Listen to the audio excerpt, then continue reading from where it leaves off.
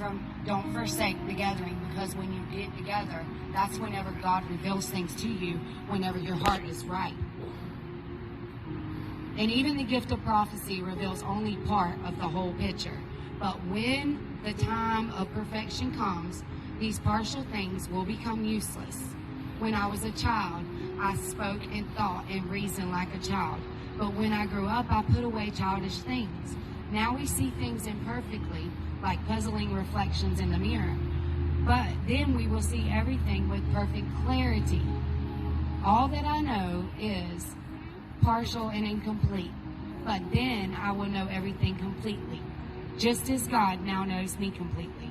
3 things will last forever: faith, hope, and love, and the greatest of these is love. So let love be your highest goal, but you should also desire the special abilities the Spirit gives, especially the ability to prophecy. For if you have the ability to speak in tongues, you will be talking only to God.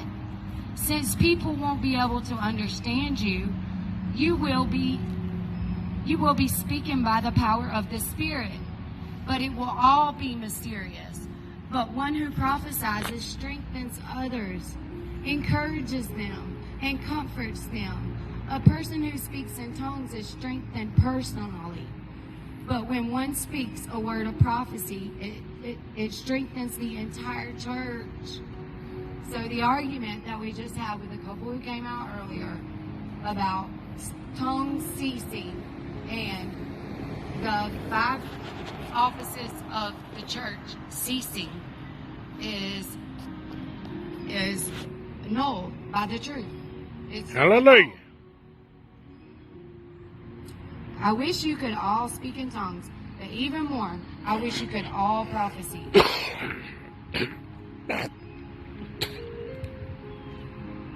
For prophecy is greater than speaking in tongues, unless someone interprets what you are saying.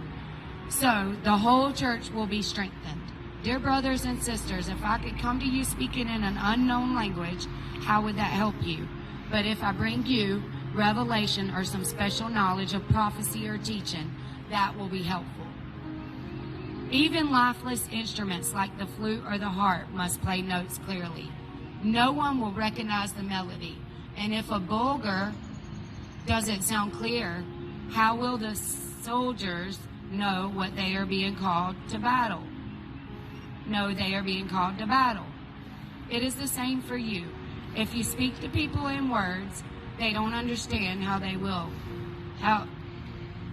will they know what you are saying? You might as well be talking in empty space. There are many different languages in the word, and every language has a meaning. But if I don't understand a language, I will be a foreigner to someone who speaks it, and the one who speaks it will be a foreigner to me. And the same is true for you, since you are so eager to have the special abilities the Spirit gives. Seek those that will strengthen the whole church. So right here is telling me that prophecy still exists. It's telling me that tongues still exist. It's telling me that both of the gifts still exist. It's telling me that tongues are to build you up spiritually. And Paul wishes that we will all speak in tongues, and this will build us up spiritually. And then, but since you desire special abilities, you should desire to prophecy, because prophecy is what builds up the whole church. And the gifts have never ceased. They have never ceased. Never. They're still at work today until the day of perfection, just like Ephesians 4 says.